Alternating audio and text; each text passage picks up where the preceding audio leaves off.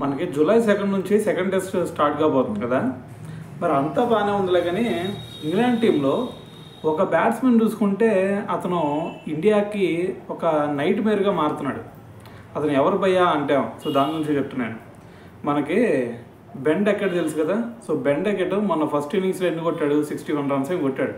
Second ఇన్నింగ్స్లో చూసుకుంటే 149 కొట్టాడు కదా. అయితే మరి అతన్ని కనుక తొందరగా అవుట్ చేసామంటే కొంచెం కొలాప్స్ అయిపోయినట్టే వాళ్ళ బ్యాటింగ్ ఆర్డర్.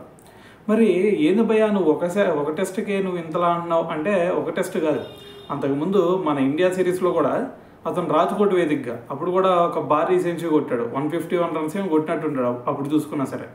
సో మరి అతను కన్సిస్టెంట్గా ఒక 2-3 ఇయర్స్ నుంచి కూడా అతను ఇంగ్లాండ్ తరఫున కన్సిస్టెంట్గా అన్ని ఫార్మాట్లో కూడా మంచిగా పర్ఫామ్ చేస్తూ ఉన్నాడు.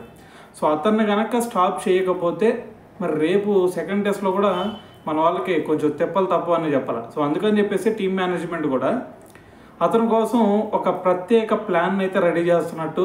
సో మరి మనకైతే ఒక న్యూస్ వచ్చింది, ఒక పర్ఫెక్ట్ ప్లాన్ రెడీ చేసి అతన్ని తొందరగా అవుట్ చేస్తే దాని తర్వాత ఈజీగా మనకి వికెట్లు దొరుకుతాయి అని చెప్పేసి సో అతని గురించి ఒక ప్లాన్ చేస్తున్నారంట. సో మరి చూద్దాం ఆ ప్లాన్ వర్కౌట్ అవుద్దా లేదా అనేది.